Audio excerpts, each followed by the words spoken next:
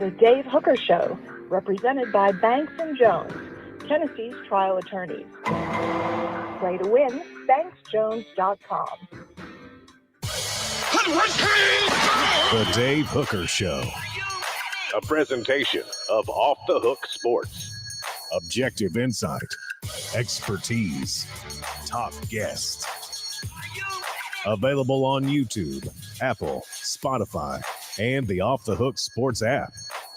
Download now for free. Also available on offthehooksports.com. I compute and obey. Now to Dave Hooker. Ready. Caleb and I like to plan ahead. We're probably over planners. So we pretty much had the show laid out for the Monday, 1 week before game week. And then boom, Tennessee decides to have a monstrous recruiting weekend. So kudos for the Vols. So we're going to talk David Sanders. And while Caleb Calhoun says it's the best recruit Tennessee has been able to get a commitment from since a guy named Eric Berry, and he was good. That was a huge get at the time that we'll give some backstory about how that one almost slipped away. Will David Sanders pan out? We're going to look at some of the best prospects that Tennessee has ever gotten, including Eric Berry, including names like Michael Munoz, Kevin Simon, all those guys. Statistically, his rating puts him at an incredibly high level to pan out, an incredibly high level. I thought, 50-50 guys typically pan out. It's much higher than that. Also, Jaedon Harmon, Tennessee gets an Alabama commitment and they flip him. Is that proof that the Vols are recruiting at a title level, a championship level this day in Tennessee sports history? Also, the stat of the day, bold predictions for the Vols 2024 season. And week 0 is kind of Caleb Calhoun. One of the things I love about what I do is Mondays are fun because there's plenty to talk about. How are you, sir?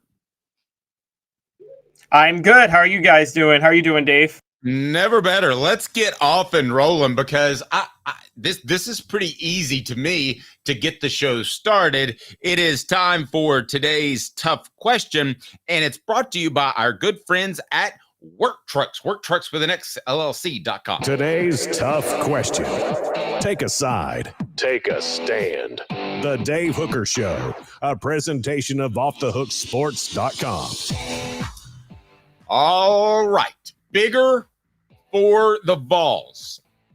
Is it David Sanders, who's an offensive tackle, number 1 rated offensive tackle, by the way, in the nation? There's no team that wouldn't take him. He's an anywhere guy using our recruiting ranking. Or flipping an Alabama commit in Jaedon Harmon. So I want to ask you that question, Caleb, because I've got some strong thoughts on it, but I'm sure you do as well. What's bigger, flipping an Alabama commitment or getting one of the top player at one of the top positions in the game? This is very difficult for me, and I thought about this throughout the weekend, and I went live, for those who didn't see, on Saturday when Tennessee got David Sanders because of how big of a pickup that was. I think about 50,000 people saw. Great job. Thank you. I actually think there's a strong. I actually think the flipping Jaedon Harmon from Alabama is bigger. I do. This is guys. Think about this for a minute. Yes, Alabama doesn't have Nick Saban, but Alabama has dominated Tennessee. Hold on, hear me out. I'm hearing you out. Alabama has dominated Tennessee on the recruiting trail for the past 15 years. Fair? Oh, yeah, definitely. I mean, they've dominated them on the field, too. Forget recruiting trail. Tennessee hasn't been anywhere near Alabama's level. Nobody has. They've been the most dominant program in the nation. But on top of that, beyond just that, guys, Alabama may have lost Nick Saban, but they added a head coach who just went to the college football playoff, who in terms of resume and profile is top 2 maybe in the SEC, right? Like it's Kirby Smart, Brian Kelly, and Kalen DeBoer in terms of resume, isn't it? Yes. Yeah. So there's that, which should help them recruit better. And also, they've been rolling on the recruiting trail all summer. When you take those things into account, if you really think about it, there's no way Tennessee should be in a position yet to flip an Alabama recruit. So for them to do that and not just flip one, but flip a really good one, a 4-star elite linebacker, and do it the day after they secure David Sanders, and to get this guy, it's not like he's a Tennessee guy, he's from Georgia. To do that, I got to be honest, is a huge deal. And I can talk a little bit more about this later, but they also beat Alabama for Arian Carter. Jaedon Harmon plays a similar position. Something brewing about Tennessee and the outside linebackers around here? Yeah, and I think that's because they're able to utilize their rushers in a lot of different ways, and I think that Tennessee has shown with James Pierce that he has the ability to play this hand down or hand up. He can do kind of what he wants to based off his feel, and I think that's a very exciting situation to be in. I believe firmly that it's Sanders, and I'm going to tell you why. First, I want to tell you about our friends at Work Trucks. Work Trucks, they're all about trucks, and they can get trucks that other dealerships can't get, and they can get them absolutely tricked out with the Napide work bodies because time is money. You can't do the go back and forth to your warehouse. You can't do the go back and forth if you're a contractor to get that special tool. They maximize your profits by having the right work truck. Time is money. Work Trucks with an X, LLC.com. Work Trucks with an X, LLC.com. The perfect work vehicle doesn't break down and has all the space to carry what you need. Contracting is about time. Work Trucks saves you time with less back and forth trips and trucks that pass the highest standards to put you to work. If you're a contractor, you got to know Work Trucks. They do cranes and dump trucks as well. Work Trucks. Work Trucks carries the trucks that your business has to have. You need Work Trucks.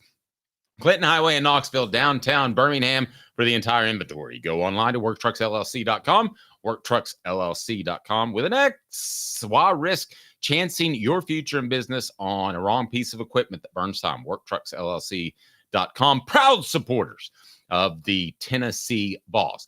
It's Sanders, and here's why. Because Kalen DeBoer is the head coach at Alabama, and it's not Nick Saban anymore. And Tennessee getting Sanders beat every other team in the country. They essentially beat Kalen DeBoer for an Alabama flip. If you beat Nick Saban, okay, that's a different story. And I'm probably on base with you. I tell you what, if I'm a Tennessee fan, I'm looking at this flip more than which is bigger for me. And I'm thinking, is this one of the first guys that's going to bolt from Alabama's program? I don't want to get sidetracked, but I don't believe flipping an Alabama prospect because Saban's not there is nearly tantamount to climbing Mount Everest, which it used to be, Caleb. Yeah, but Dave, I think you're short selling. We have questions about Kalen DeBoer, and I'm sure Alabama's going to miss Nick Saban. But let's be honest.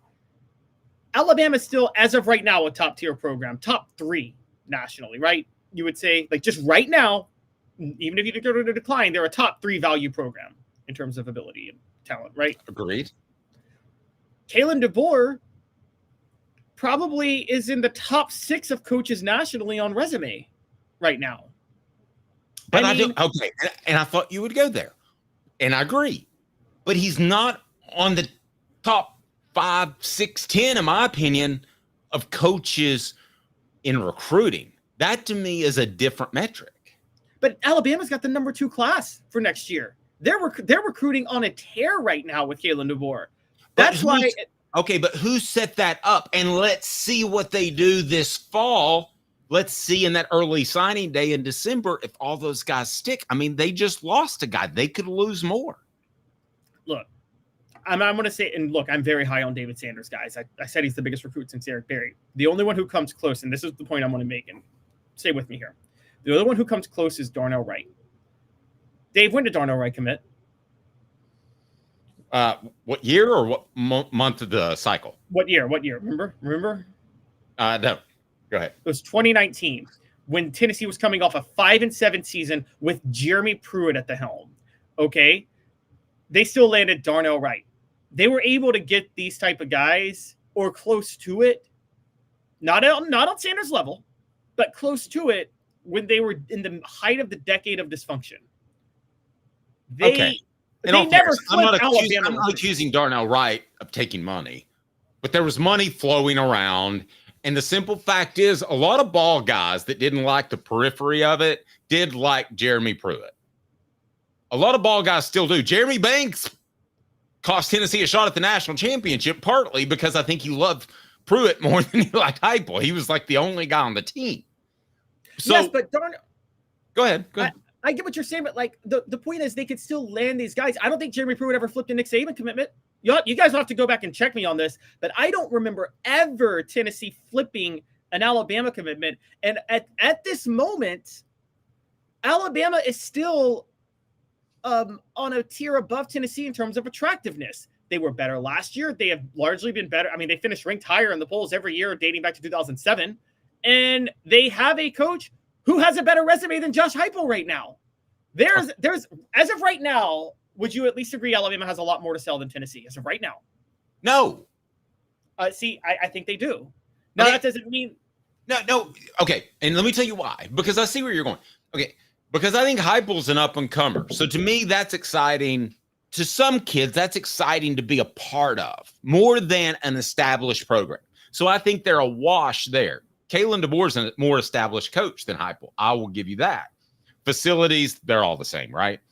Playing time, you probably have to sit a little longer at Alabama, although I think that's about to change. So what advantage in recruiting does Alabama have over Tennessee now that Nick Saban's not there? I mean, I want to break this down more, but I look at the classes, and if you want to say top-end talent, I'll give you that, because Alabama has five-star commitments, and Tennessee has 1. So they are still beating Tennessee, even though it's 2 and 6 in the rankings. But what do they have to sell over Tennessee that Tennessee doesn't have? I think Alabama has, believe it or not, as of right now, you and I know this is not true because we know the inner workings of Tennessee, but they have up-and-comer to sell more than Tennessee does. Because I'm just going to tell you what the narrative is out on Tennessee right now, and you know people are recruiting against this. Dave, Tennessee went 11-2 in 2022. They went 9-4 in 2023. You and I both know that in the college football ranks, there's a belief that Josh Heupel's offense has been figured out and he's going to go stale and that he's hit his peak. Okay, and by the way, Jimmy Himes has a fantastic article about coaches that are sharing some inside information about Josh Heupel, and their thought is defenses have not caught up, but they will, whether it's 1 year, 2 years, 3 years, 5 years, they will. Right. And the belief is that 2023 exposed some flaws with Josh Heupel that could work against him. Those flaws, while they probably exist with Kalen DeBoer, have not been exposed yet. And Kalen DeBoer, to this point, has accomplished more than Josh Heupel has as a head coach. Kalen DeBoer has accomplished more. But, okay, if you had a bet a mortgage payment right now, we're all going to say Kalen DeBoer is more likely to win a championship since he's played in a national championship game than Heupel. And he's coaching at a program that has won how many over the past 17 years? You would have to bet that. However, I'll tell you this. I wouldn't necessarily bet on Tennessee, but I wouldn't take the bet because it's close enough where I wouldn't want to lose my money either way. Adam has a great line. Alabama is the woman you should love. Tennessee is the girl you can't resist because we're new and exotic. The last half of that's true. Alabama is the woman you should love right after she got out of the psych ward. She's changed a little bit. She's not the same person she used to be. Right after she got out of the psych ward. She's a little paranoid. She's a little different. Am I wrong, Caleb? This is not the same Alabama. So I'm not saying it is the same Alabama, but like the same Alabama, Dave, is in a stratosphere. So like, okay, if Tennessee is on Earth, Alabama is the moon. Well, okay, Alabama may not be the moon anymore, but they're still like above the atmosphere. So I mean, it's not the same Alabama, but Alabama taking this drop off is still, as a program, as of right now, in terms of everything going in. I'm not saying it will be this way forever. Heck, we're going to talk about this later in the week. I'm not saying it's even going to be this way by the end of this year. Maybe not even by the end of September. But as of right now, Alabama is way higher up than Tennessee. Not way higher. I will say Alabama. How about this analogy? Alabama's New York City. Tennessee's LA. New York City's a little bigger, a little more financially backed, but LA's pretty damn good, right? Okay, Alabama. Wait, you have. We're doing this analogy. Well, I got lost on your moon analogy. During the Nick Saban years, Alabama was New York City, Tennessee was Knoxville in terms of size. Okay, and now Alabama's Chicago, and Tennessee is, I would say, Nashville, which is significantly less populated than Chicago, but more populated than Knoxville. For some reason, I can kind of roll with that. I don't know exactly why. The show represented by our good friends at Banks and Jones. We love T. Scott Jones. Banks and Jones, by the way, I have to remind you that you have an opportunity to be represented. If you ever need any sort of criminal defense, it's Banks and Jones. Banks and Jones is your answer. Other attorneys say they go to the trial. They go to trial. They don't. Tennessee's trial attorney is T. Scott Jones, Banks and Jones. All right. I ask you this. Will David Sanders pan out? We're going to take a look at the best commitments that Tennessee has ever received based off the composite 247, which is my go-to, and I'll tell you why. But if you look at the list, there's a better than about 80% chance that Sanders is going to be a very, very good player. We'll show you that list in 60 seconds with Caleb Calhoun. I'm Dave Hooker, Off the Hook Sports.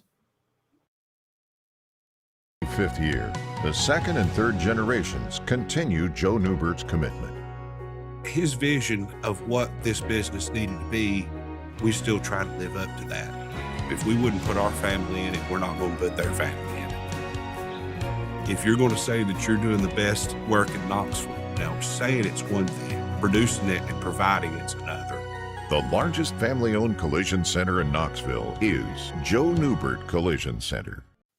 All right, Caleb. So we'll go ahead and ask the next question. And if we can pull up that screen, I would greatly appreciate that. So you would look at a 5-star and you would think to yourself, he's definitely going to pan out, correct?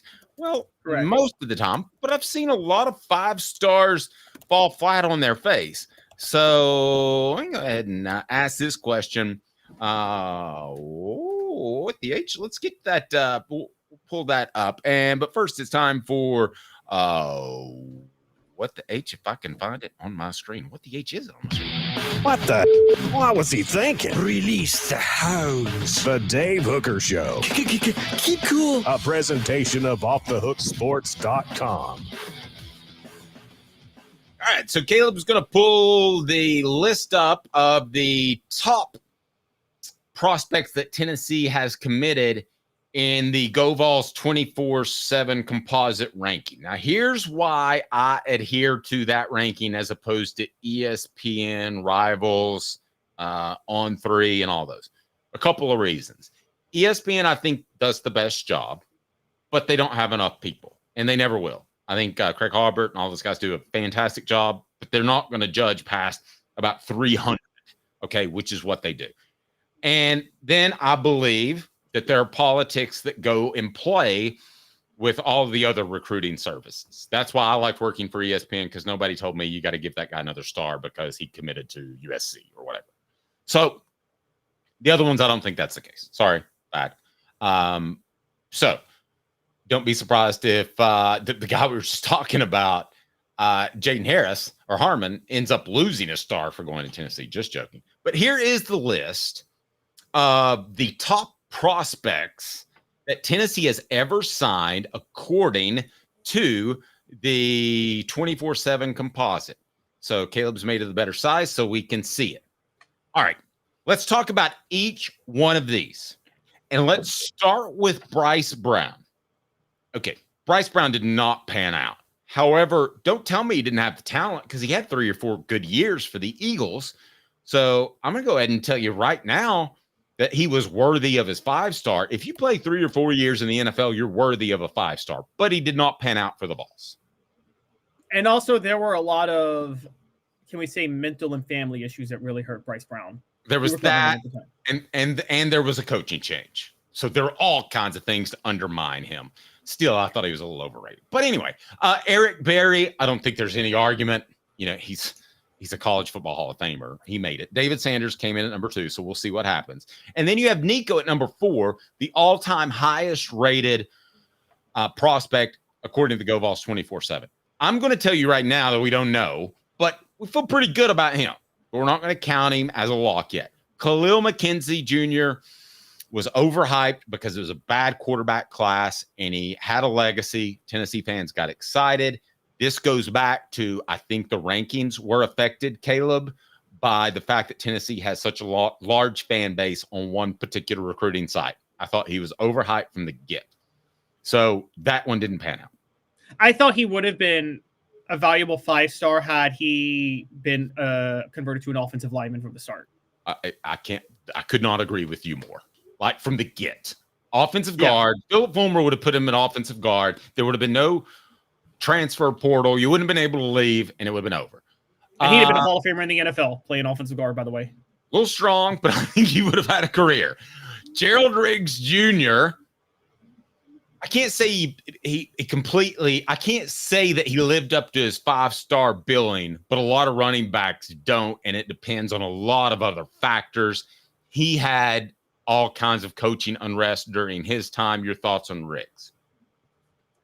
I think Riggs just had bad luck. Remember, in 2004, he was a 1,000-yard rusher while being the backup running back to Cedric Houston. And 2005 was his year to really break out. And one, he got hurt in the offseason, and then he suffered a season-ending injury during the season. And also, he dealt with you covered that team, Dave, the quarterback issue everybody talked about with Rick Clausen and Eric Gaines. The other part is, I think everybody forgets this. Remember how out of shape the offensive line was in 2005? It's like they didn't even bother with summer workouts that year. They were so lazy, that offensive line unit was. Yeah, no, totally agree. So, Gerald Riggs Jr., and then you have Michael Munoz. Again, we're talking about what? 3 of the top 5 had their legacy guys. That factors into it. I will say, though, this may surprise you, Michael Munoz was worthy of a 5-star ranking because he walked on campus and started as a freshman. He didn't have an All-American.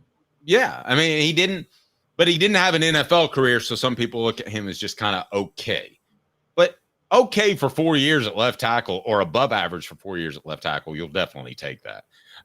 So I would have to also, if Michael Munoz wasn't injury prone, and maybe if he had played guard, he probably could have had a long NFL career.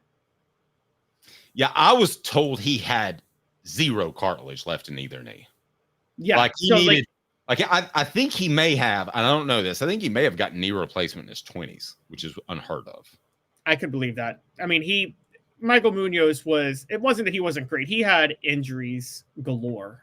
I was told that it was a combination of just a bad genetic and the fact that he played football so much, which is one of the reasons I think kids should play all sports, but that's a whole different topic. All right, Jabari Davis, he didn't live up to the 5-star ranking. He did when they weren't in full pads. He looked like a monster out there. He looked like the best tailback I'd ever seen, including Jamal Lewis. But when they put pads on, it was different. He was a slow running back. I'm just going to say he looked more like a fullback out there than a running back. And I actually think Sean Bryson was a faster player than Jabari Davis. He was, other than maybe as a freshman. I'd like to see him lining up when Jabari was lean as a freshman. When he came running the first time before they put pads on in preseason camp back in, when would that have been? 2001? Yeah, I thought this guy's a star. And then he put pads on, and I was like, this guy gets tackled. Demetrius Morley, he showed up and he was at Tennessee, and he was practically a starter at safety from the get. It's hard for me to say. Now, he had off-field issues. He left the program and came back, but was he worthy of a 5-star? I would have to say. He's hard to figure out because here's the thing with Demetrius Morley. He came back in 2008, and then 2009 was supposed to be his real season where he and Eric Berry were going to start at safety together, and Lane Kiffin dismissed him. You know more about why. I don't know why Demetrius Morley was dismissed. I feel like Lane Kiffin was trying to make room for his own freshmen and his own recruits during that time, but could be a little more to the story, but it was very weird.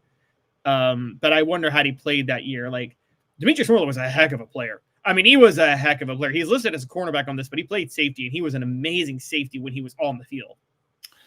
Yeah, he dealt with off-field issues, and Caleb, I don't think he ever completely grasped the defense. I'm trying to say this in the nicest possible way. The next player on the list is well worth talking about. As I remind you, Hooker's Hangouts. One is Asia Cafe. Treat yourself to authentic Asian cuisine, handcrafted from guarded family recipes. It's on Callahan. 5 locations to choose from. At least my location is on Callahan. AsiaCafe.org, right down below AsiaCafe.org. And they have the 6-to-1 Brazilian Cocoa Energy Booster Premix Instant White Coffee. Best coffee I've had in my life. The Golden Label coffee bag with the Lim family on there. You can go to AsiaCafe.org and order it there. It is absolutely unbelievable since 1909. The next player on the list would be Darnell Wright. Lived up to expectations. Ready to move on? Yeah. Do we need to debate that? Brandon Jeffries. The opposite. I hadn't said his name since about 2006. Yeah, he was part of that 2002 class that, I don't know, Dave. I'm trying to figure out. Tennessee had about 5 top 5 classes in the 2000s. I'm trying to figure out which one was the biggest bust of a recruiting class. And the 2002 class might be on there because the 2 stars of the 02 class were Brandon Jeffries and James Banks. Okay, now O.J. Owens. That is a guy who's ranking improved, and the composite takes all these different rankings and adds them together.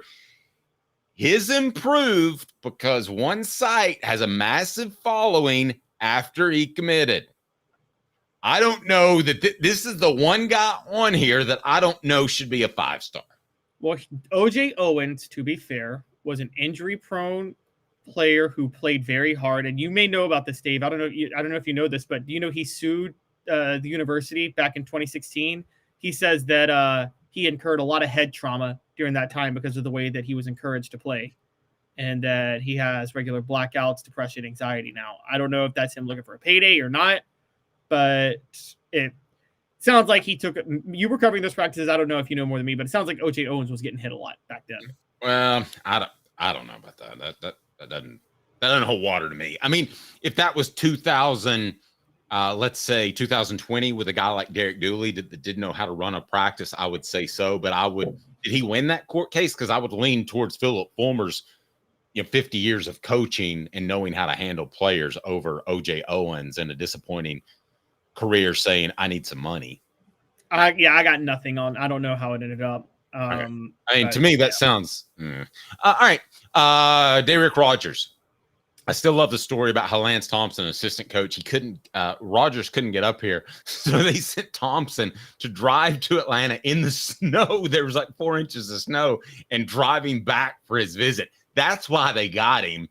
Ability wise, clearly a 5-star. Live up to the billing? Probably not. No, he didn't. As a matter of fact, he got dismissed from the team the year that Tennessee was about to have one of its greatest offenses in history in 2012. And but he did lead the SEC in receiving the year before when Tyler Bray got hurt and he had to alternate between Matt Sims and Justin Worley throwing him the ball through most of that season. Mark, we're getting to Trey Smith. We got 4 left. Jordan Ross, we don't know yet, right? I'm willing to put my money on Jordan Ross. I don't know if y'all seen him in practice, but James Pierce may not be the best edge rusher on this team. Oh, now, come on. I like Jordan Ross a lot. The last 3 on our list coming up after we tell you something about Raynor Ford in Clinton, Tennessee, where you should purchase your vehicle. When the game begins, you need a team you can rely on. Raynor Ford in Clinton's strong lineup of vehicles is crafted with the same dedication and hard work that drives our community. Step up your game in this 24 Ford Maverick Hybrid, $25,515. 23 Ford Escape all-wheel drive, $30,995. 24 Ford F-250 Crew Cab 4x4 STX, $59,757. Local you trust, performance you can afford. Raynor Ford, built for the game. All right, who's next, Caleb? There's this guy. I don't know if y'all heard about him, but his name's Trey Smith. One of those in-state guys. Difficult to tell whether or not he panned out. Yeah, he's pretty good. First round pick. I'm sorry, would have been a first round pick if not for the blood clot issues. He has the potential to be a Hall of Famer in the NFL, especially because he's playing for the Chiefs. All right. Kevin Simon, again, an injury issue. But when he played, he was amazing. I agree. I mean, you guys forget that 05 team that was so bad wasted one of what I think, Dave, is one of the top 3 seasons on defense Tennessee football ever had as a program. Well, and Caleb, I know this because my stupid Cowboys affinity. They tried so hard to make him a player and healthy that they almost bent over backwards. His knees when he left Tennessee, he blew his ACL his senior year in high school. Did you know that? Yeah, I knew that. And then he did it in 2002. I mean, he had all kinds of knee issues, but the Cowboys really thought he was a player. So I would have to say he lived up to the billing. And I would have in college, the NFL's different. And he gave it all for Tennessee too, which probably led to the bad knees. Probably why, and you may know more about it. I wonder if your Cowboys gave him a shot because Kevin Burnett was playing for them at the time. And I think Kevin Burnett was probably very high on Kevin Simon as a player because everybody around Tennessee at that time loved Kevin Simon. I know that. It's hard not to like Kevin Simon. He only cursed me once, and that was when Philip Fulmer was getting fired, so I kind of understood it. Jason Respert. I was curious if you remember this name, Caleb. I actually do remember Jason Respert, but he was listed as a center, and I'm pretty sure he didn't play center for Tennessee during that time. Nope, he did. He was a 4-year starter at center, if I remember correctly. I thought Scott was center during that time. What's that? I thought Scott Wells was playing center. Wells may have played center before Respert. Respert was at least a 3-year starting center. So the weird part about Respert, do you remember the story about his recruitment? Do you remember him? No. He's from Southern Georgia. And you talk about one of the all-time possible shadiest recruiting things ever. So Florida convinced him to go to Gainesville for an official visit. And this is back when you're worried to death. Official visits flip guys. He looks like a Tennessee guy. He's been committed to Tennessee. Don't go. And then he got accused. I don't want to say anything's a minor assault or anything's minor sexual assault, but he got accused of something that didn't really hold water while he was down there. And there was a sense among a lot of Tennessee fans that they basically had him down to get him in trouble because they knew he was going to end up at Tennessee. I don't believe that a coach would do that, but and that's next level. Is that by your determination? Is that's crazy? I'm not going to say that's crazy because I know people will go to links to recruit. So, but that's my bad. I took the list. Oh, no, it's fine. That was the last one on the list. But long story short, Jason Respert worked out. So how many guys on that list worked out? Now there's 2 questions: how many worked out? How many lived up to their billing? So Bryce Brown 0 for 1, Eric Berry 1 for 1. I'm talking about the ones that finished. Khalil McKenzie. No. 1 and 2. No. Okay, 1 and 2. Gerald Riggs 2 and 2. Michael Munoz 3 and 2. Jabari Davis 3 and 3. Demetrius Morley when he played 4 and 3. Darnell Wright 5 and 3. Brandon Jeffrey 5 and 5. 6 and 5. 7 and 5. 8 and 5. I mean, we're talking like 9 out of 14 were as good as advertised, but 2 of those 9 did get dismissed from their team eventually, and so it's difficult to say. But in terms of the rankings, David Sanders is at the tippy top, so he's up there with Eric Berry and Nico Iamaleava and Bryce Brown. And the highest one that didn't pan out was Bryce Brown. Okay, which he's the highest rated talent. In other words, what I'm telling you right now is there's an 80% chance that David Sanders is a 3-year starter at left tackle. Yes, and here's the other part with this. Some of the reasons for some guys who didn't work out, we just named Demetrius Morley and DeRick Rogers. I don't want to say like bad character, but guys who did get dismissed from the team. You know what I mean? Guys who obviously had issues. Did anybody watch that David Sanders commitment on Saturday? Does he strike you as a guy that would ever get dismissed from any football team he played for? No. And I like the way he handled his recruitment. He didn't flirt with a lot of places. He didn't get caught up in I didn't think he got caught up in it. He still made a decision. He wanted to take a final look at a couple of other schools. Now, I want to just go ahead and mention this, guys. If you're not a member of Hooker's Corner, we want you to be, because I actually told you, I believe it was Thursday, that we published the story that Sanders would commit to Tennessee. So we wrote that on Thursday, and we knew David Sanders would commit to Tennessee. We were all ready to go over the weekend. So if you join Hooker's Corner for just $9.98 a month, you get increased recruiting coverage.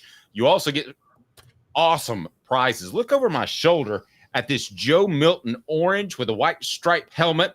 It's a mini helmet we'll be giving away at the end of the month, and also weekly gifts as well. But we want you to join Hooker's Corner. You'll get increased interaction with me and Caleb, which is always good. We'll have some community chats here coming up that we're excited to announce.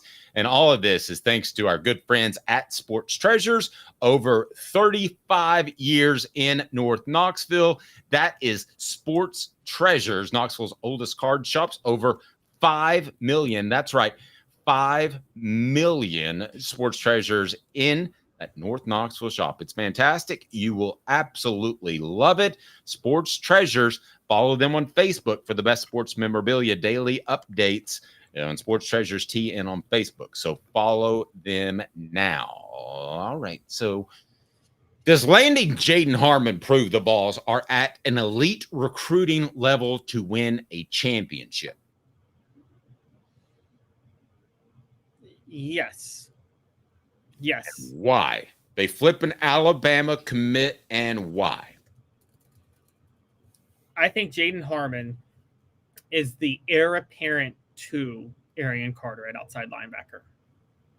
And I think that for those who don't remember, Arian Carter was a high-profile recruit that Alabama really wanted. Very true. And Josh Heupel won that battle. And then he goes after an Alabama commit at outside linebacker in Jaedon Harmon. Yes, Tennessee's recruiting at a championship level. And Jaedon Harmon is going to be the next in line after Arian Carter. And as part of a trend of Josh Heupel landing elite stars at positions, but now having his future secured at those positions too. I mean, we're talking about Nico Imaliava. He's got George McIntyre behind him. We're talking about Brew McCoy. He's got Mike Matthews behind him. I mean, everywhere you look, Dave, on the roster where you see a player that you're super James Pierce, he's got Jordan Ross behind him. You know, everywhere. Yeah, and I was gonna slightly interrupt you, but Lance Hurd, he will now have David Sanders behind him. Those are the three most important. I just did two. Those are the three most important positions in football. Yes, exactly. So everywhere you're looking, where there's a star player that everybody's excited about, there's a younger star player behind him that's committed. And Jaedon Harmon adds to that list because we're all excited about Arian Carter, and now he's got the future beyond Arian Carter. This is why this is the next step for Tennessee to recruit at a championship level, to get these highly touted guys and say, you won't even be able to play your first 2 years on campus because of how loaded we are at these positions, is what Josh Heupel has to tell them. And they're still committing. That's recruiting at a championship level. There's no doubt about it. Okay. I'm going to disagree with you until I see Tennessee in the top 3 of recruiting. And I'm going to share a screen with you. And this is the 247 composite rankings that we like to use as our go-to. Ohio State's still number 1. Alabama's number 2. LSU's number 3. Georgia's number 4. Auburn's number 5. Tennessee is number 6. Now, let me start with this. I'm going to look at this from a recruiting perspective, and it might rub some of our listeners, viewers the wrong way, but I'm going to look at it from a recruiting perspective, not a program perspective. I think Tennessee is on the same level of all of those schools I just mentioned, Auburn, LSU, Alabama, Ohio State, except Georgia yet. And I think they're getting there. Now, as a recruiting school, Hugh Freeze, no matter what you think about him, is a great recruiter. Georgia is a recruiting juggernaut with 5 million five-star prospects in their backyard. Same for LSU, and they don't go anywhere. Alabama, I believe, will be at that level or is very shortly. Ohio State, another kind of athlete. If Tennessee finishes 2 to Ohio State, we'll see how things shake out in the playoffs, but I like Tennessee's chances. Now, the reason I can't go with you that they're at that elite recruiting level yet is because I look at the 5-star guys, and they're on the screen. Please hit the like and subscribe button. I haven't asked anybody to hit the like button. I need to do that. It's a Monday. I'm getting caught up. But Ohio State, of their 24 commitments, has 4 5-stars. Of Alabama's 19, they have 5. Of LSU's 24, they have 3. Of Georgia's 22, they have 3. Now, Auburn doesn't have a 5-star commitment, but Tennessee only has 1. David Sanders. So the elite recruiting programs, not elite programs, the elite recruiting programs are still getting the elite recruits. Tennessee hasn't flipped that yet, but I think they're on that trend. See, and this is where I'm breaking with you. I think that they're a lot closer than you think. One, let's look at the overall composite score. Tennessee is out. Ohio State's at 310, but guys, I don't know if you guys know this. Ohio State is opening the NIL checkbook like nobody's business right now to try to win. They are doing more than anybody in an unsustainable way. So they're at 310. After that, you have a range of Tennessee at 279 up to Alabama at 296. 17 points separate these 5 schools. That wasn't the case, Dave. You know this when you covered recruiting 10 years ago. There was such a gap between number 2 and number 6 just 10 years ago in recruiting. That is a great point. There are more that's a very good point. There are more players. Yeah, there are more players, and I think they're more dispersed out, honestly, than they used to be.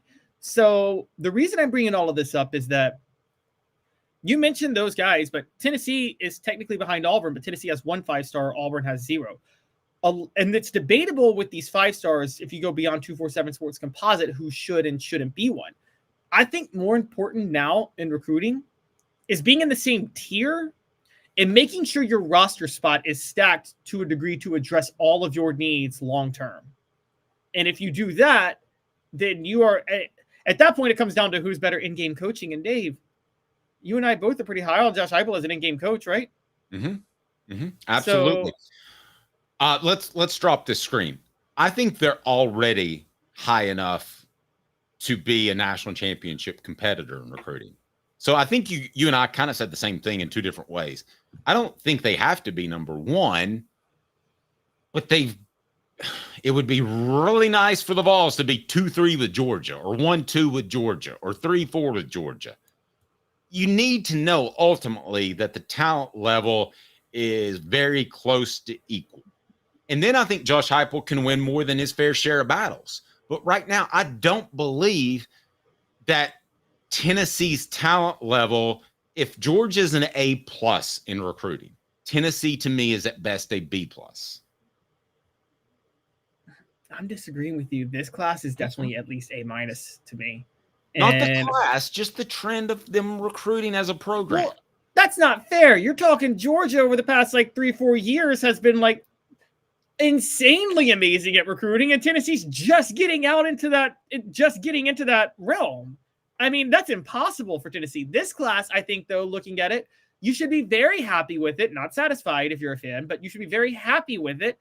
And I'm sorry, I think that's a little unfair to say why haven't they beaten Georgia from a trend perspective over the past 4 years, when Josh Heupel is less than 4 years removed from taking over the program, and it was a total dumpster fire, and Georgia's less than 2 years removed from back-to-back national titles.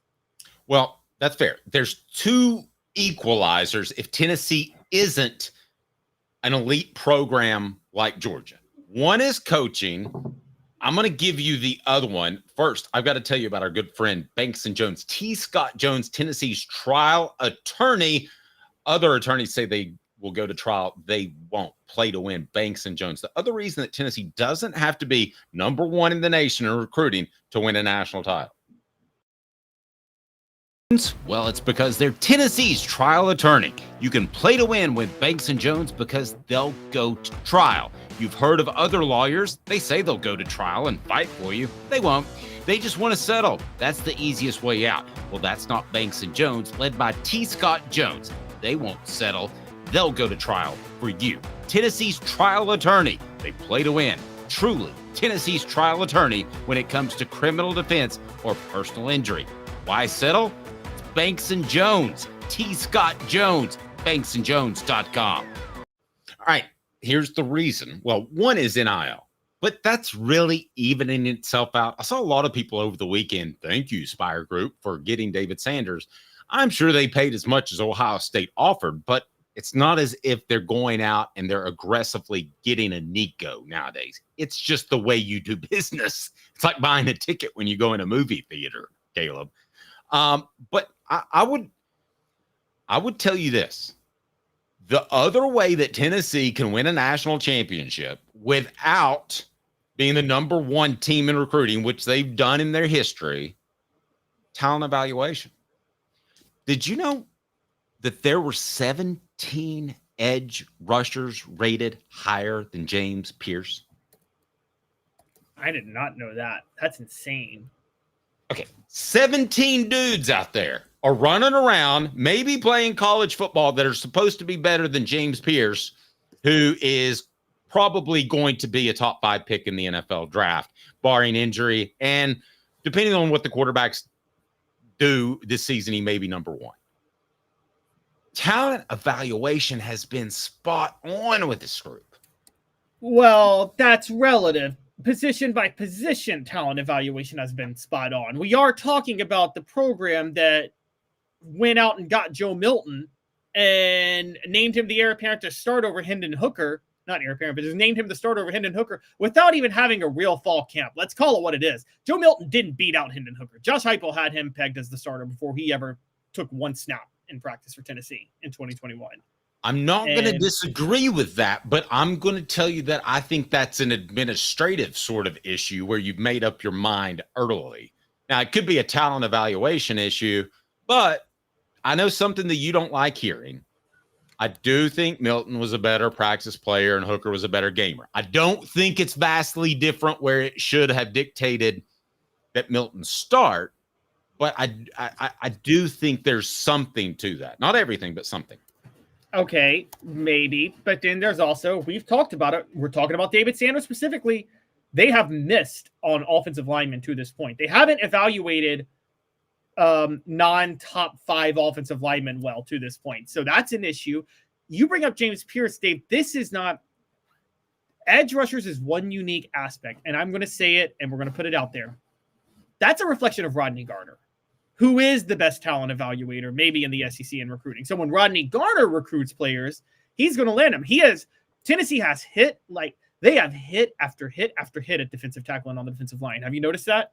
No, guys who are not stars who have been reliable. And some of that's development too. I mean, some of that is development. Yeah. Because James Pierce was considered like the 17th best edge rusher in his class. He was just a 4-star.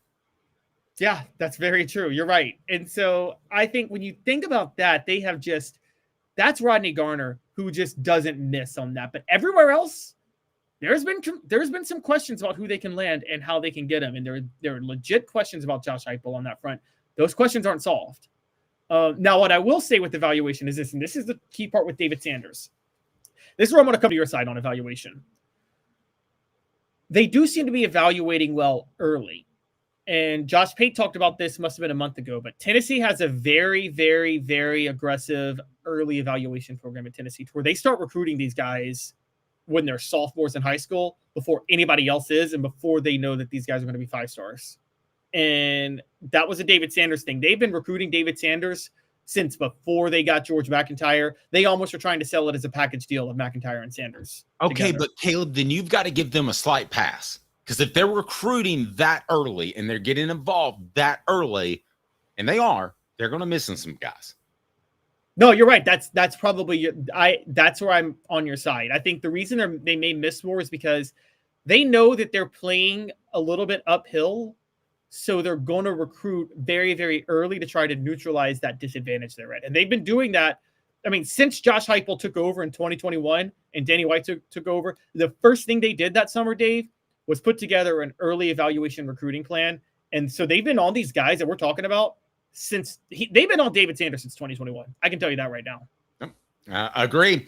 Don Self has been at it even longer than that. Our State Farm agent right there in the greater Chattanooga area. They built their business on taking care of their customers. Call 423-396-2126. It's right below. Or go to donself.net, donself.net. Here's the way the insurance business is going nowadays. Everybody wants to save money, and I get that. But when you go to get your claim because something happens, it's nice to have a State Farm behind you instead of something Shaq likes. In 2 minutes, I'm going to give you a little bit of news on Tennessee's depth chart. Also, bold predictions for the 2024 season. I'm excited about that. He's Caleb Calhoun. I'm Dave Hooker. Stay tuned. More after this. You give me 2 minutes, and I'll be right with you. This is Off the Hook Sports. When the game begins, you need a team you can rely on. Raynor Ford in Clinton's strong lineup of vehicles is crafted with the same dedication and hard work that drives our community. Step up your game in this 24 Ford Maverick Hybrid, 25,515, 23 Ford Escape all-wheel drive, 30,995, 24 Ford F-250 Crew Cab 4x4 STX, 59,757. Local you trust, performance you can afford. Raynor Ford, built for the game. Sports Treasures in North Knoxville is one of the South's largest sports cards and memorabilia dealers, featuring over 10 million sports cards from vintage to modern. Sports Treasures carries a full line of hobby boxes, singles, autographed memorabilia, Tennessee Vol collectibles, fan cave decorations, and so much more. See a museum full of collectibles at Sports Treasures, 4819 North Broadway in Fountain City, and Sports Treasures on Facebook. Sports Treasures, where the real sports fan goes to shop. Have you seen the latest TriStar Hats Co product? TriStar Hats Co? What's that? You know, those really cool hats, shirts, tumblers, and even license plates with 3 stars like the official Tennessee flag and stripes like the American flag. Pretty patriotic if you ask me. Ah, gotcha. Seen those. Those are cool. Where can I get them? Simple. TriStarHatsCo.com. And if you order now, there's 10% on any order $50 or more. Plus, use the promo code HOOKED. With the promo code HOOKED, you get 10% off. That's hooked. And don't forget free shipping with any order over $50. Stock up at TriStarHatsCo.com. That's TriStarHatsCo.com. There are plenty of wannabes out there, so make sure you go to TriStarHatsCo.com for the best quality and customer service. Will do, and I'll be sure to use the promo code HOOKED. That's hooked when I do, to save an additional 10% off. TriStarHatsCo.com. TriStar Hats Co. is a trademark of TriStar Hats Co. LLC. Any use without express written consent is prohibited. Now in its 45th year, the second and third generations continue Joe Neubert's commitment. His vision of what this business needed to be, we still try to live up to that. Joe Newbert Collision Center. The Dave Hooker Show, represented by Banks & Jones, Tennessee's trial attorneys. Play to win, banksjones.com. He tries very hard. The Dave Hooker Show. All I know is when we win a game, it's a team win. When we lose a game, it's a team loss. A presentation of Off the Hook Sports. Sideline! Touchdown! Unbelievable! YouTube, Apple, Spotify, and the free Off the Hook Sports app. Back to Dave Hooker. We have some bold predictions for the Vols 2024 season. And if there's one thing that Caleb Calhoun is not afraid to be, it's bold. So these should be there. It should be quite interesting. I would say light up the message board even, and we'll see if I agree with it. How many bold predictions do we have, Caleb? Oh, I lost your mic. How many bold predictions do we have? Rookie mistake. I came away with 5 bold predictions. They are not, because I'm saving how the season's going to go. So they're not like championship predictions, put it that way, because I'm saving those. But they are more nuanced or more in the weeds predictions, shall we say. I love it. Still pretty bold. I love it. I love it. Okay. This day in Tennessee sports history, Caleb Calhoun, nice enough to dig through the Almanac, I guess we should call it. And he's nice enough to find of the highest interest This day in Tennessee sports history brought to you by the Hemp House, the premier hemp dispensary online with wide variety, great selection, and strict standards to ensure you only receive the best in CBD or Delta products. Hemp House Chat with 2Ts.com, Hemp House Chat with 2Ts.com. Use the promo code HOOK for 10% off. HOOK for 10% off.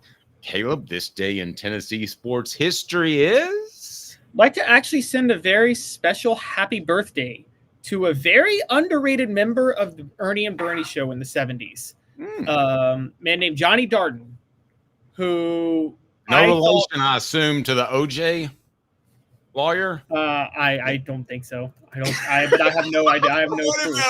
What is the same dude and we didn't know it all these years? Oh, that would be hilarious. No, Johnny Darden was the point guard. A lot of people think Ernie Grunfeld was, but no, Johnny Darden was the glue guy and the distributor for that team. And let's just point it out. Bernard King, Ernie Grunfeld, Reggie Johnson, those guys are not turned into NBA players without Johnny Darden distributing the ball. He was as they said, master passer. He led Tennessee to back-to-back SEC regular season titles with the Ernie and Bernie show, and then in his final year helped Tennessee win the SEC tournament title, something they wouldn't win again until 2022 under Rick Barnes. Yeah, all right. Pretty good stuff. I hadn't heard his name in a long time since OJ got off, I guess. Cooper Mays calls Tennessee's front, and he's going to go ahead and ask you to do something right now. Cooper Mays here. Hit like and subscribe. All right, because you've got 5 bold predictions, but the name of the element's 4 down. So we're going to find a way to shake those up a little bit. It is 4 downs right now, and we did on Off the Sports. 4 downs. 4 questions. 4 answers. The Dave Hooker Show. 4 downs. A presentation of OffTheHookSports.com.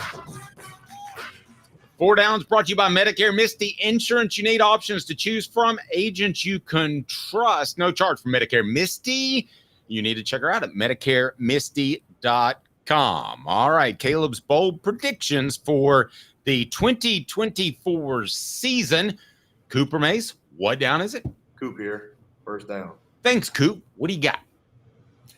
Tennessee football will have 4 All-Americans by the end of the year. Hey now. I agree with that, and I'm going to see if I can name them before you, because you already know yours because it's your column that goes up. Well, I didn't name specifically, but I got 5 options, and I think it's just likely with 5 options there will be at least 4 All-Americans. Okay, I'll name my 4. I got Pierce. I got Cooper. You know, I'm going to disagree with you. That's crazy. I know you're going to go the Nico train, but I don't think he's gotten the preseason love that I expected. And I expect him to – I thought he was going to be one of the hot topics of college football. He's been kind of a hot topic of college football and with a lot of doubters around him. So I think you need preseason hype. So if you're going to go Nico, I would be surprised. But what are your 5 potentials? So Pierce, Cooper, Nico, one of the wide receivers. Okay. So it could be Squirrel White or Brew McCoy. Like have a Jalen Hyatt year. That's good. Okay, Then, most importantly, probably the most obvious one, by the way, Jackson Ross. He's the best punter in the nation. Darn it. Okay. I missed him. But, okay, so I'll give you 4. How about 4? Yeah. I got Ross, I got Cooper, I got Pierce, and I've got who are the other 2 you mentioned? Either Nico or one of the wide receivers. Okay, one of the wide receivers, because I think they could have a Jalen Hyatt type year. I'm still going to say 3, but you've almost talked me into 4. What down is it, Coop? Cooper Mays here. Second down. Who's next? What's your next bold prediction, Caleb? James Pierce is going to break Reggie White's single-season sacks record of 15. That's crazy. I don't necessarily think you're wrong, but I'm calling it crazy because when you talk about breaking all-time records that are like 40 years old, I'm going to say that history usually repeats itself, so that's not going to happen. However, it would not surprise me at all. When has Tennessee had a sack machine playing in a system designed to maximize sacks? No, they haven't. I'm not. I'm definitely not arguing with you. I'm just saying it's crazy because of history. He's going to have a Bobby Boucher type of numbers this year, James Pierce. And what's the record, by the way, for Reggie White? Just for those that don't know. 15. He had 15 back in 1983. And for the record, if you guys know Waterboy, Bobby Boucher had 16 sacks in a game in the Waterboy. And I'm just saying, I'm kidding. James Pierce okay, but 16 sacks in a game. 15. How many games is he going to play? Is James Pierce or is James Pierce going to play? He's going to play. All right, we're going. He'll break the. I'm going bold. He'll have the sacks record broken before the quarterfinals of the college football playoff. But wait, you didn't answer my question, and it's a trick question. How many games is he going to play? Yeah, see, I'm not giving you guys that yet. He'll break it within 13 games. How's that? No. I mean, how many games is he going to play this season? I'm not telling you because that gives away what I think Tennessee's going to do this season. Okay. All right. My point is he is not going to play the full game against Chattanooga. He's not going to play the full game against Kent State. He's not going to play the full game against a couple of other opponents, including UTEP and Vanderbilt. So that in and of itself, if you don't play the second half, is 10 games. So he has a limited amount of time to do that. It's not just saying you have 60 to 80 snaps per game, right? Yes, but you know Heupel loves the stats, man. You know Heupel's going to leave him in long enough to try to get a sack each game. I'm hoping that that's Tim Banks's call at this point, but it may not be. Or it should be Rodney Garner's call, actually, who runs out there, right? That's usually the position guy's call. Do you think Heupel's going to say, hey, he's close to the sack record, keep him out there? Possibly. Watch out. Here we go. All right. Tennessee center Cooper Mays here. Third down. Third down, Caleb. What do you got? All right, here's a fun one. Nico Iamaleava is headed to New York.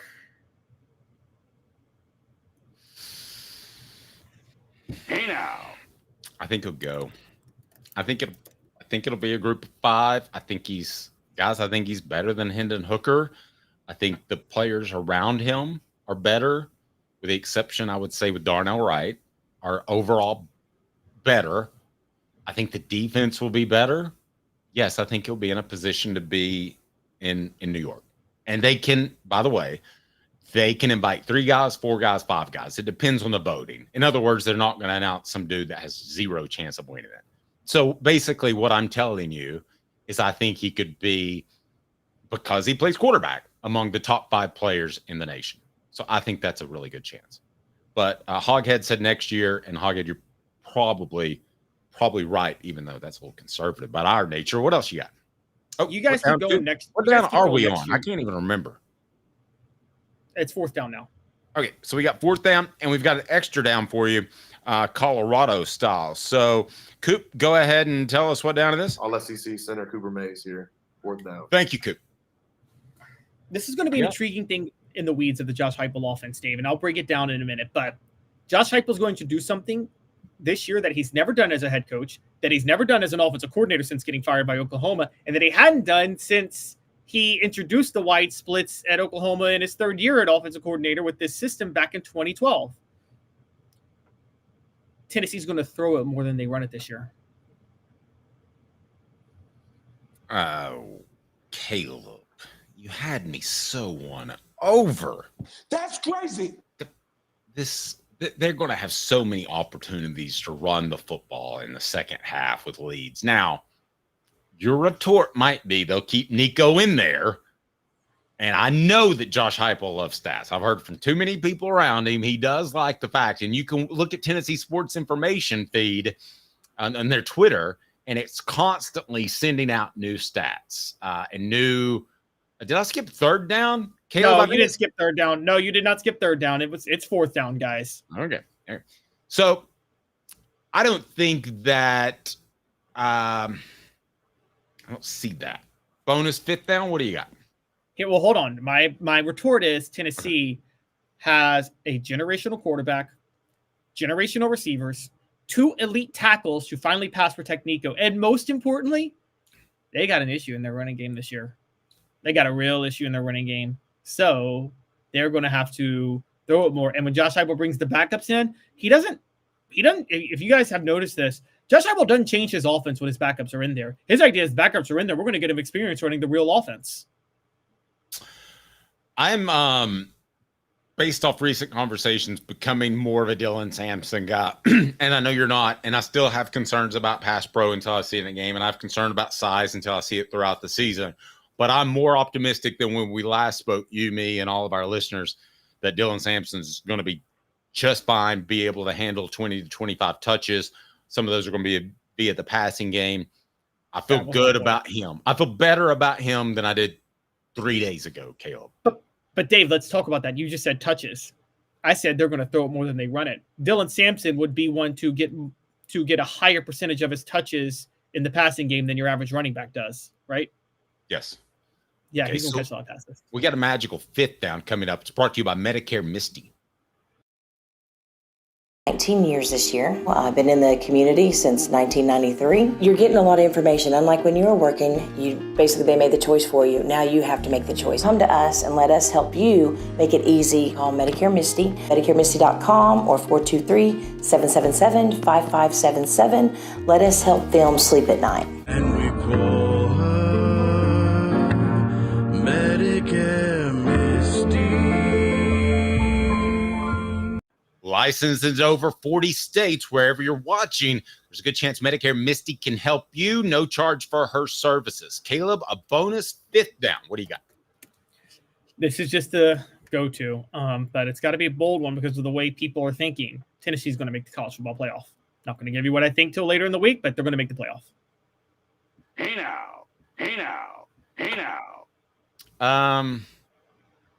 I'm to the point that I would be really surprised if they didn't make the college football playoff.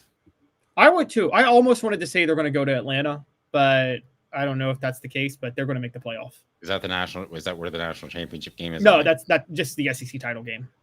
Oh, okay. I got you. Okay.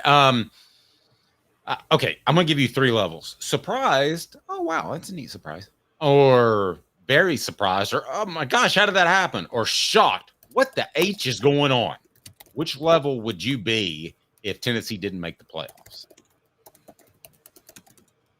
Oh, I would be what the H is going on. Guys, I'm sorry. There is no excuse for Tennessee not to make the playoff this year, provided Nico Iamaleava is healthy. All of you wait till next year, guys. Y'all are the ones that just settle for mediocrity forever, and you never seize the moment. You don't do what William Shakespeare taught you to do. And I'm just saying, seize the moment. And if you guys are saying wait till next year, you're one of those people that I'll get to my stuff tomorrow. What was it Shia LaBeouf said? Yesterday, you said today. Just do it. Stat of the day coming up. Also, we're going to get to a group of Tennessee's football players that we haven't talked a lot about, but could very well win a game or lose a game for the Vols. Brought to you by Quality Tire Pros. The Eberle family has been serving Chattanooga's community since 1957. All major brands of tires, full service automotive, brake alignments, oil changes, and more. All work covered by a nationwide warranty. Cherokee Blvd or online at qualitytirepros.com. qualitytirepros.com. Tell them that Dave Hooker and Off the Hook Sports said hello. Tell Bo we said, hey, Bo. All right, Caleb. Tennessee special teams, well, won them a game against Alabama, which is the biggest win since I would say 1998 Florida. If that kick doesn't go through, who knows what happens in overtime. But I ask you, Caleb, Tennessee's special teams will be a positive, a wash, or a negative for the Vols this year? Because I think it's going to be immensely positive. Are you not willing to go there? I'm going to say, as of right now, I have to say it's a negative. And I'm going to tell you guys why. I covered Mike Eckler over the weekend in his press conferences, and he gave 2 revealing things. Talking about the punt game, he said this is going to be the best unit we've had, period. I believe him. Jackson Ross is the best punter in the nation. He even said they actually developed a whole system around Jackson Ross's style of punting, and their punt coverage is great. I'm sorry. He's a rugby punt. He's like a rugby punter who can punt with your leg. So yes, he's definitely way different than I ever thought I would saw. He's a weapon, as Philip Fulmer used to call him, Dustin Cole. He is a weapon. It's a huge weapon in this. Here's the issue. Tennessee's not going to need their punt game that much this year. They're just not going to need it. It's not going to be a factor. So as good as he is, it's like maximal what you can do. That's 10% of what they need because analytically data shows us the second most valuable player on a team that impacts a game behind the quarterback, Dave, is the place kicker. I don't know if you know that stat. It's shown in the NFL. The second most valuable player is the place kicker, and Tennessee doesn't have a place kicker yet. And I'm going based on what I've heard from Mike Eckler. I'm not saying this is my judgment. I haven't seen them or anything like that, but they haven't named a starter yet. And here's a red flag on this. Kicking is not like quarterback. You don't do gamesmanship for a kicker, guys. You don't say, I don't want this team to know that I'm going to start this kicker, so I want to keep them on their heels, so they got to prepare for it. Like, you don't do that for kickers, okay? I think it's stupid to do it for quarterbacks, honestly, but you definitely don't do it for kickers. The fact that they haven't named a starter yet is alarming, because I feel like you want to name a starting kicker early, Dave, because you want them to work with the first team so they can get their confidence up, to get their focus on getting their mentality right and things like that. And the fact that we're halfway through fall camp and they haven't done it tells me they have concerns about finding their kicker. That's the most important aspect of special teams, and they still don't have it yet. Well, now, in all fairness, they're not going to release a starting lineup till next week. So are you talking about Eckler saying that he's acknowledging there's just open competition right now? Yeah, I think it is a little late in camp to be having an open competition at kicker. So I think that's a concern. I think Josh Turbeville has the most talent. I think he can perhaps get in his head a little bit and try too hard. He's a local guy, and I can't imagine the pressure going and handling kickoffs. A couple went out of bounds last year. I think that's a real concern. But if that works out, now he also was at a little bit of a muscle pull in his leg, so he didn't get quite as much done in the offseason.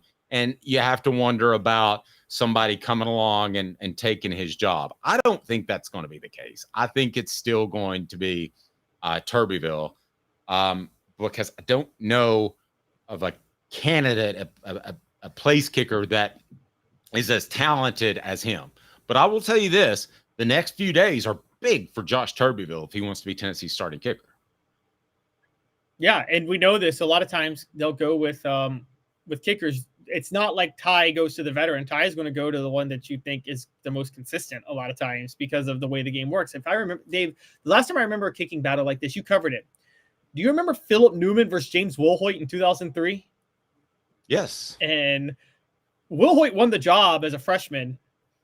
And I think there was concern about the issue, but that's just because I think Philip Newman was very limited in how good of a kicker he could be, wasn't he, Philip Newman?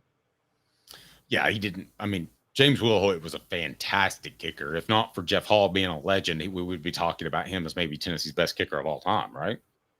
I mean, you got to go back to, but there's people like Fuad Reviz in the 80s and people like that were like great. But you're right, that's up there. And this is the point. You're right. Place kicking makes the difference. Jeff Hall nails a 41-yard field goal against Florida. Collins Cooper misses his. I mean, kicking is huge. Ask the Colts and the Patriots about kicking. The Patriots had Adam Vinatieri their first 4 years with Tom Brady and won 3 Super Bowls because of that. The Colts had the best kicker in football who was mentally weak in Mike Vanderjagt. So whenever a kick mattered, he missed it. And that cost him maybe 2 Super Bowls in the early 2000s. Kicking is that crucial. And then what do the Colts do? They go and get Adam Vinatieri and they go win the Super Bowl. No, fair. All right. Let me ask you this. As far as Tennessee and punt return, there have been a bunch of guys out there, punt returner guys. Anybody that thinks they really know who's going to return punts for Tennessee is guessing, because they've run a lot of guys out there. I mean, Brew McCoy's been catching punts. He's not going to return punts. Okay. So I would think at punt and kick returner that Tennessee, because rising waters lift all boats, is more athletic at that position and should have more big plays. But you did have a guy named D recently. So what do you think of the return game? Let's start on punt, and then we'll go to kickoff. D who? Sorry. You guys can look that up. I'm not going to finish that joke. But I think if Tennessee's smart, they're going to go with Boo Carter or Squirrel White as their returner. I think it's Squirrel because you're asking Boo Carter to be a starter, I believe, on defense. So I think now here's what could have happened with Boo Carter. Boo Carter could have come along and he's just going to be a contributor and a second team guy. So you say you got to get him on the field. How about punt returner? But as it turns out, he's been able to grasp things and he's been mature enough and he's definitely athletically gifted enough. He should be very good at that. Kick returner. Yes, go ahead. I was going to say, when I was younger, I used to think you put your defensive backs like as your primary punt returners, but you're right. You work so much harder playing in the secondary than you do at wide receiver. But I just wanted to point out, you brought up Squirrel White. Dave, we got to start talking about this out loud. If Squirrel White has we both agree he could have a Jalin Hyatt type year, depending on how the coverages are, right? Yes. What if he also is an All-American caliber punt returner? Could he go to New York as a non-quarterback? No. Really? I mean, you don't think so? No. Sounds good, but it's like, not. What if he has Jalin Hyatt's receiving numbers, but he also has like 3 punt return touchdowns? Well, then yes. I mean, Jalin Hyatt was the Bolitnikoff Award winner. I'm curious, can you look this up and see where he ranked on the Heisman voting that year? Surely he got some votes, I would think. Let's ask you on the message board. So you, of your 4, there are 4 units in special teams. I feel good about coverages on both kickoff and punt. I feel good about punt, even though you don't think they're going to do it quite as often. But the most important one, actually, there would be 6. There'd be 6 aspects of special teams. I feel okay about kick return.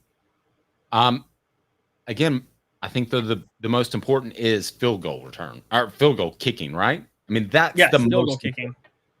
Field goal kicking and kickoffs, because Tennessee's going to kick off more than they punt this year. And here's the thing. Field position does, for this defense, field position does matter, because the way Tim Banks runs the defense is he wants to make the offense work their way down the field to score. If you spot on the ball like past the 40, they're not having to work their way down the field to score. Very true. Our stat of the day is coming up. If you haven't joined Hooker's Corner, you need to. Why? Because you can win an incredible prize. Join for just $9.98. And thanks to our friends at Rick Terry and Rick Terry Jewelry Design, we are giving away a Garmin watch worth over $1,000. One lucky listener will win that once we reach 8,000 subscribers. And I'm going to go ahead and tell you, that's not going to be long. So we love Rick Terry and Rick Terry Jewelry Design. And Rick Terry's awesome for a couple of different reasons, because he has those fire opals. Now, he also will take fantastic care of your heirloom jewelry. Easy for me to say. The fire opals are a fantastic, affordable game day accessory you need for your loved ones. So support our sponsors. That's why we're here. We got the stat of the day. Caleb, all good and ready for that? Ready to roll. All right, what do we got on our stat of the day? It's August the 19th. And in honor of the number 19, I'm going to send a shout out to one of the great, most recent number 19s who played for Tennessee, who is now in the NFL, a guy by the name of Darrell Taylor, and helped Jeremy Pruitt secure one of his 2 best wins at Tennessee, which was his first year in 2018 against Kentucky, a very good Kentucky team, the best Kentucky team Mark Stoops had coached. Kentucky came into Knoxville as a favorite in this game. Darrell Taylor, Dave, came away with 4 sacks, a forced and recovered fumble, a field goal block, and 7 tackles, 6 of which were solo. Pretty good. That's a heck of a game. Yeah, that's not a bad stat. Apex Apparel Group Design. They made this shirt right here. If you're on our video platform, I held up the wrong side. It's got the fantastic embroidered right there. I love it. It's a cutter and buck. It's comfortable, and it's not just clothes. They design, brand, and market you. Apex Apparel Group design 15% off your first order for your business or your spirit wear. 865-919-3001, 865-919-3001. Just call Tyler, and that is right below. All right, Caleb. So I talk about football starting because we do so much Tennessee and SEC, which we prefer. I think of football starting a week from Saturday, but that's really not it. We have a week 0. And Caleb, I want to get your thoughts on that. Portions of the program brought to you by our good friends. Again, I want to be sure and mention Work Trucks, all about trucks, right truck, right place, right time. Work Trucks with an X, LLC.com. In exactly 2 minutes, we're going to talk some week 0. As I recall, when Tennessee was absolutely the featured team on some of these early preseason games, but now they just seem like, ugh. He's Caleb. I'm Dave. 2 minutes off the Hook Sports. 5th year, the second and third generations continue Joe Neubert's commitment. His vision of what this business needed to be, we still try to live up to that. If we wouldn't put our family in it, we're not going to put their family in it. If you're going to say that you're doing the best work in Knoxville, now saying it's one thing, producing it and providing it's another. The largest family-owned collision center in Knoxville is Joe Newbert Collision Center.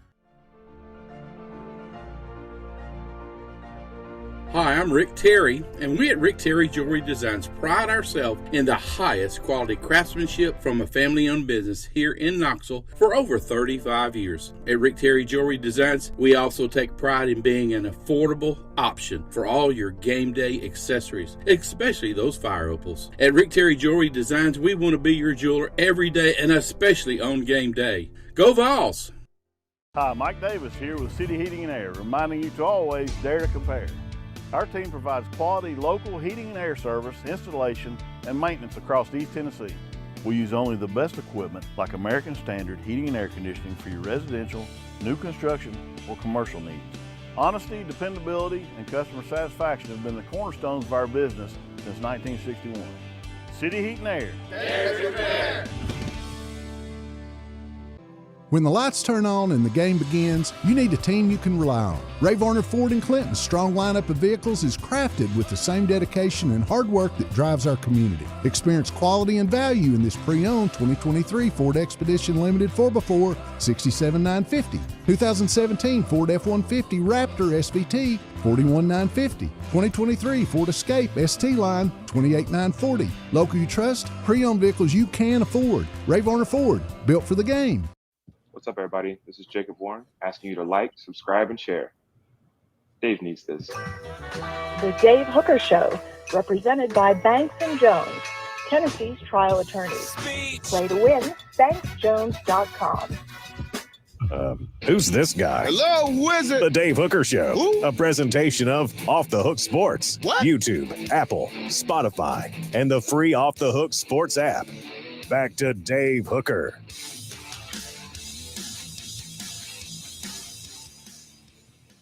So let me ask you this question, Caleb. What are your thoughts on Peyton Lewis again? What are my thoughts on Peyton Lewis? Mm-hmm. I think Tennessee's running game situation is Peyton Lewis or bust. Okay. I like Sampson more over the past couple of days than I did previously. I think that Peyton Lewis is going to be a factor, but I don't necessarily think that it has to be out of the backfield. I want to get to that here momentarily. First, though, we've got a lineup of week 0 games. Now, back in the day, preseason games, which is basically what this is, preseason games that count, were a big deal. Who remembers the Tennessee-Colorado series? They were cross-country rivalries. They got your program on TV, which most didn't get on TV every single week. That was one of the reasons that Tennessee became one of the better recruiting programs in the nation was television at the time. So, Caleb, now we have week 0 games that are what? Can you give me the rundown?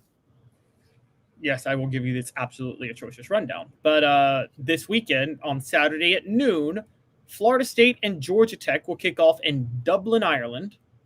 And then you have Montana State and New Mexico at 4, SMU and Nevada at 8, and Delaware State and Hawaii at 11:59. Okay, does that actually hurt the college football season? Because it starts on Labor Day. I mean, the full season. And you have it before the NFL season starts by a week. Wouldn't it be better if all those games were played just on the first weekend of college football? Yes. And this is something that college football doesn't get. And this is something that people mistake all the time. One, let's call the NFL. I'm not going to call them generous, but they give college football Labor Day weekend. I mean, if the NFL wanted to expand to Labor Day weekend, college football would that would cut into what college football is able to do. So college football gets Labor Day weekend. Think about this for a minute, guys. Part of what makes something special and what makes something valued is anticipation. Agree, Dave? Anticipation is a big thing. Agreed. When you do week 0 and you don't even put big games on week 0, you undercut and pull the rug out from the anticipation buildup of Labor Day weekend to kick off college football season, which, by the way, to me is one of the most exciting things in all of sports. College football season kicking off Labor Day weekend. I was never crazy, by the way, about games kicking off on a Thursday night before Labor Day weekend. I'm going to be honest, Dave, but I get it. That counts as Labor Day weekend. You want to do like a Thursday night game? Fine. You know, kind of like how the NFL does that Thursday night game before the big Sunday games. I can live with that. But I have a big problem with week 0, the week before the kickoff games, when I think that you're having lightning in a bottle that fizzles out a little bit when you do that. And for those, I mean, it would be like, think about boxing. Now, boxing has so many issues, so maybe I should do UFC. But back in the day, Dave, when boxing was a thing, if there was a big boxing fight, you know, Mike Tyson, Larry Holmes, whatever you want to name it, you spent months branding that and building that fight, right? And you weren't going to have either of them fight somebody else until they fought each other if you were the promoters, because you wanted all the anticipation to be behind those two guys fighting each other, right? Agreed. And yeah, I have a problem with I have a big problem with doing week 0 when all you're doing is devaluing the excitement behind Labor Day weekend to kick off games. I completely agree. Here's the one way that I might change it, because the NFL does this, and let's face it, college football is getting more like the NFL, correct? Correct. So the NFL sets up a rematch of the Super Bowl teams, if possible, because the way the divisions alternate. But they try their best to set up a rematch of the Super Bowl teams on the Thursday before the first weekend. I would try like heck to do that. I think that would be pretty awesome to see a rematch of the two teams beforehand. And I would be okay with doing that a week before. But just to do something because it's in Dublin, that's nothing but a recruiting tool for Notre Dame, guys. That's all that is. The only reason they're playing that game in Dublin is to tell their prospects we can go to Dublin. There's nothing exciting about, you like Georgia Tech more than I do, but I'm also down on Notre Dame. Guys, Notre Dame's going to fall apart this season, and I don't think Georgia Tech's very good. There's not a single game on that slate that excites me. Well, this is Florida State and Georgia Tech. Florida State and Georgia Tech. So I get why you think Dublin, because Notre Dame should be the team playing in Dublin. Yes. Excuse me. I think that Florida State is going to struggle this year. There's nothing about that. Notre Dame played in Dublin last year. There's nothing about that first day that excites me. Let me ask you guys on the message board. What game on there excites you or anybody? Here's a better question. Do you set your Saturday aside in this case to be your football day, or you like, this is my one last Saturday at the lake or the pool before football season begins. What do you think most people say? Most people are going to say this is my one last weekend by the pool. Like this is it. This is my last summer thing. Yeah. And Labor Day is the kickoff the fall. I mean, I know technically fall starts September the 21st. I swear if one of you like astronomers or scientist people get on here and be like, technically it's September the 21st when the autumnal equinox happens. Shut up. Fall starts Labor Day weekend. Okay. So we all unofficially consider that Labor Day weekend. You have a gigantic, for the record. Now you brought up the NFL with the Super Bowl teams. They do that on the Thursday night, but they do that the Thursday night before week 1. So it's still week 1. Oh, I agree. Yeah. So that's as far as I'm going. I would be willing to go the Saturday night before the opening season if you had a premier awesome matchup. I'm willing to do that, but I like the Thursday I did better. Yeah, I would do that Thursday night. Thursday night, NFL before or college football have the national title game rematch before the start of the season.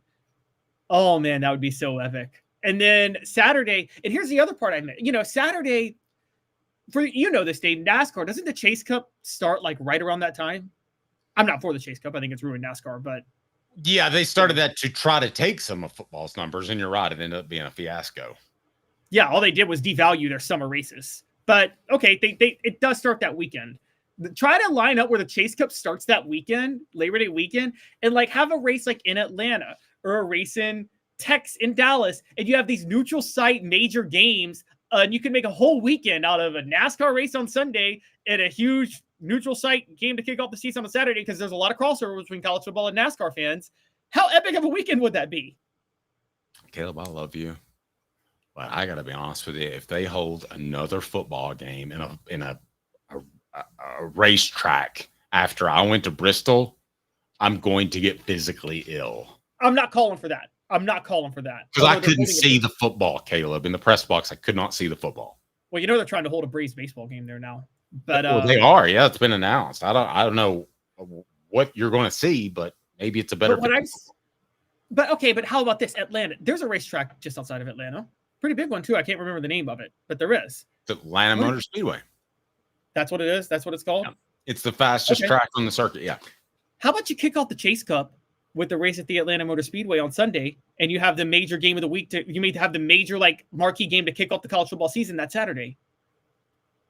And now people would hate it. Atlanta traffic's already bad, but it'd still be like a okay. But let me argue this. If you're college football, who's your competition right now as far as eyeballs? It's just NFL. Right. So why would you help somebody below you? Why would you help NASCAR? I don't think NASCAR. I think sometimes these things can complement each other. I don't think NASCAR is ever going to get away in the way of college football because NASCAR races are on Sundays. No, So are you trying to take away from the NFL? And you have a good agreement, but I don't know. To me, I think this is a situation where the rising tide lifts both boats.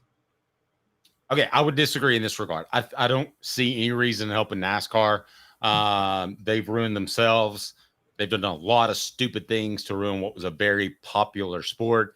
But we're going to talk some Tennessee football recruiting in exactly 2 minutes. As I'm going to tell you a prospect that you need to know about. Again, you get increased recruiting coverage. All you have to do is join Hooker's Corner. That's just $9.98. You get that increased recruiting coverage, recruiting videos. You get a ton of stuff. There it is, the QR code right there. Also, love it if you have an opportunity to purchase Celebrate 98. I feel like I'm hawking my wares here. Celebrate 98, the untold stories behind Tennessee's 1998 national championship team. A prospect you absolutely have to know about that is about to announce his decision and why I think it's Tennessee in less than 60 seconds. The show presented by Banks & Jones, Tennessee's trial attorney. Play to win, banksandjones.com. Well, it's because they're Tennessee's trial attorney. You can play to win with Banks & Jones because they'll go to trial. You've heard of other lawyers. They say they'll go to trial and fight for you. They won't. They just want to settle. That's the easiest way out. Well, that's not Banks & Jones, led by T. Scott Jones. they won't settle. They'll go to trial for you. Tennessee's trial attorney. They play to win. Truly, Tennessee's trial attorney when it comes to criminal defense or personal injury. Why settle? It's Banks & Jones. T. Scott Jones. BanksandJones.com. Tennessee's next commitment, I believe, will be Onis Konanbanny. Fantastic name. Out of Columbia, South Carolina, 6'1", 180 pounds. And I think Tennessee is getting pretty close to filling out their class. Now, this is one of those situations where there is a bit of a difference in his rating. He's listed as a 4-star corner by the composite, which we typically go by, but 247 has him as a 3. I'm not aware of what all the other recruiting services has him as. However, there's always like a half star that goes with a prospect in my mind when you pull people from certain geographic areas.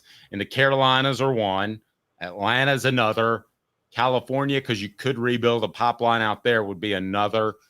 Those are kind of the 3 places that in my career I've seen Tennessee have the most success recruiting, and those players had the most success at Tennessee. So while I could say South Florida, I've seen a lot of guys not pan out from South Florida. So Onis Konanbanny may be a 3-star by 247, but he's a 4-star in my heart because he's from Carolina. Dave has a 4-star heart. A 4-star heart.